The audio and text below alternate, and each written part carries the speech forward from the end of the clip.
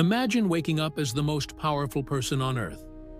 Your decisions shape the fate of millions. Your signature moves armies. Your words can raise cities or burn them down. Now imagine carrying that power not as a reward, but as a burden, a duty, a weight. This was the life of Marcus Aurelius. To the world, he was the emperor of Rome. To himself, he was something far more important. A student, a man at war with his own impulses, a leader trying to stay clean inside a system that could corrupt anything it touched. Marcus lived in an age that looked stable from the outside, but was decaying underneath. Plagues swept through populations, borders cracked under pressure. Political betrayal was not an exception. It was a constant. And the emperor did not have the luxury of collapsing. Not publicly, not privately. And yet, instead of escaping into pleasure, Marcus pursued virtue. Instead of chasing comfort, he chased discipline. While others sought distraction, he sought clarity. He wrote at night, often exhausted, often surrounded by chaos, not to impress anyone, not to build a legacy, not even to teach. He wrote to survive. Those writings became what we know today as meditations, a private journal of self-command.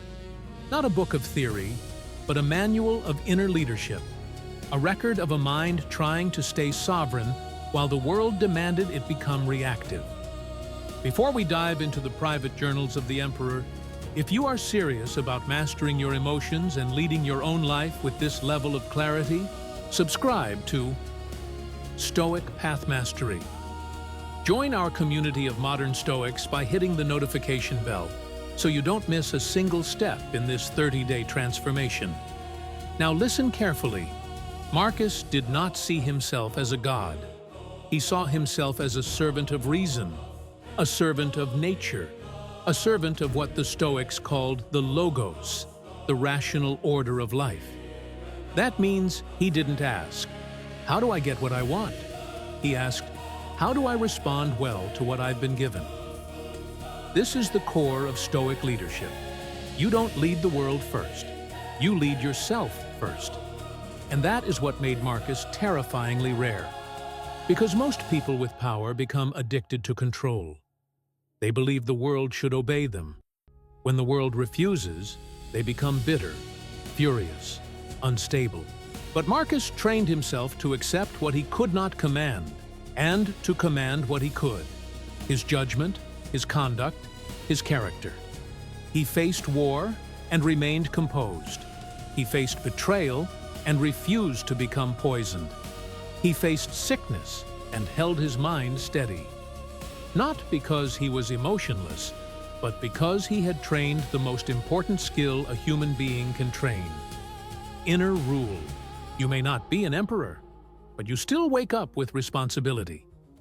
You still have your own empire. Your career, your family, your relationships, your health, your ambitions, your mind. And the question is the same. When pressure rises, do you become a slave to reaction, or do you become the fixed point in a turning world? Today, we learn how Marcus built that unshakable character, one disciplined thought at a time. Marcus Aurelius had a weapon more powerful than legions. He called it the Inner Citadel, the idea that your mind can become a fortress, a protected space, a place no external force can breach, unless you open the gates from within. He reminded himself again and again that the most reliable refuge is not a palace, not a vacation, not silence, not escape, because you can lose all of those. The only true refuge is the one place you can always access: your own soul. There is a disciplined beauty in that idea, because it tells you something most people spend their lives denying. You cannot control what enters your world, but you can control what enters your mind. An insult can reach your ears. A setback can hit your schedule. A betrayal can rupture your plans. But none of it is allowed to own you unless you hand it the keys. The gates are your judgments. This is why Marcus did not beg people to be better in order for him to be at peace. He did not rely on others to behave perfectly, so he could remain stable. He trained himself to see human behavior clearly, without surprise, without childish outrage. When people were ungrateful, selfish, cruel, or careless, Marcus treated it like weather, not because it was good, but because it was predictable, because it was part of the human condition. He reminded himself, they act from their understanding, from their ignorance, from their own inner disorder. Their ignorance is their burden, not mine. This is not moral superiority. It is emotional hygiene. Most suffering comes from demanding that reality match our preferences. We demand that people be fair, that life be smooth, that outcomes be guaranteed. Then reality refuses, and we feel personally attacked by the universe. Marcus did not do that. He trained for reality. And you must do the same. In your life, the empire might be your job, your family, your finances, or your reputation. Chaos enters anyway. A deadline collapses. A person disappoints you. A plan fails. And in that moment, you have a choice.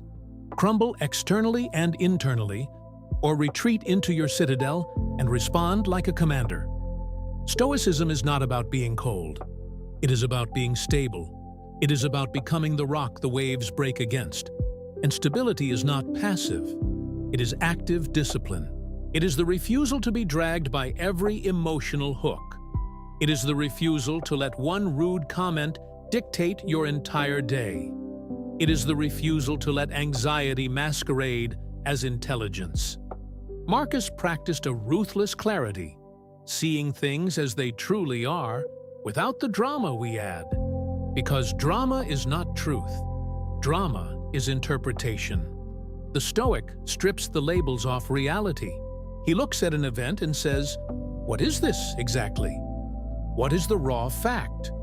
What part is my story? This practice is what makes the Inner Citadel real, not as poetry, but as a daily habit. So here is your discipline. When you feel yourself becoming reactive, don't argue with the emotion. Don't suppress it.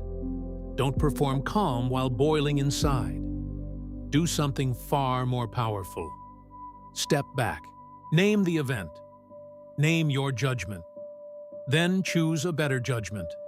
This is leadership at the deepest level. Not leadership of people, leadership of self. And once the citadel exists, something changes. The world can still be loud, but you are no longer loud inside. The world can still be unfair, but you refuse to become unjust in response. The world can still be chaotic, but you remain ordered. Now we take the next step. Because Marcus didn't just survive obstacles, he used them. There is one line from Marcus Aurelius that turns suffering into fuel. It is one of the most powerful reframes ever written. The impediment to action advances action. What stands in the way becomes the way. Read it slowly. What blocks you becomes your path.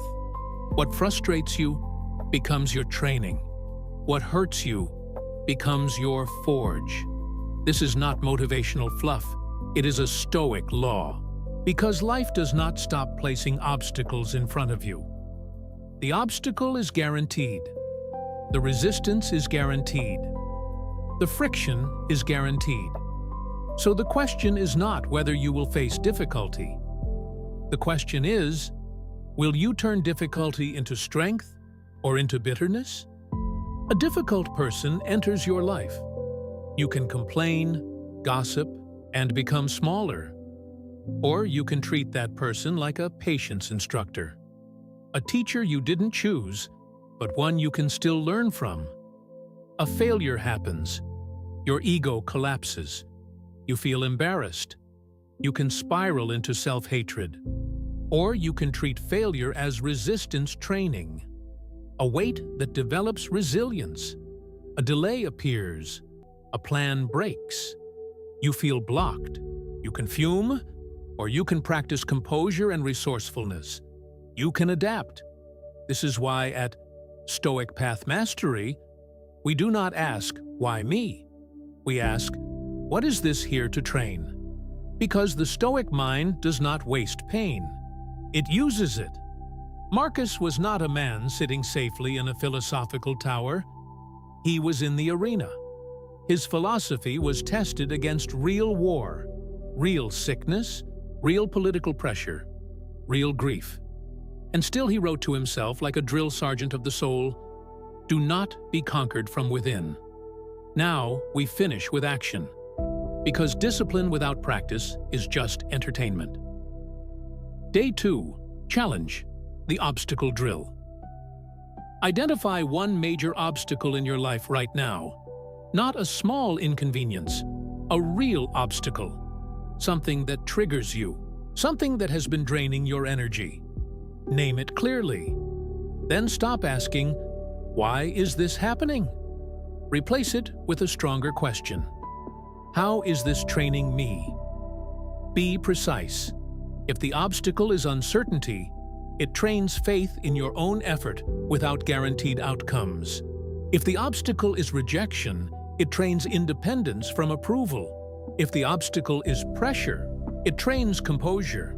If the obstacle is loss, it trains gratitude and courage. If the obstacle is someone difficult, it trains patience and justice. And then, this is the crucial part, take one disciplined action today that proves you are using the obstacle as the way. One action, not a grand plan, not a dramatic promise. One clear step. Because you are not here to be inspired. You are here to be forged. You are the commander of your soul, and commanders do not beg reality to change. They adapt. They hold the line. They decide their conduct. Day 2 is complete. Tomorrow, we meet the billionaire philosopher who taught an entire empire the value of time, and why wasting it is the most expensive mistake a human being can make. Until then, hold your citadel. Use the obstacle. Stay disciplined. Stay stoic.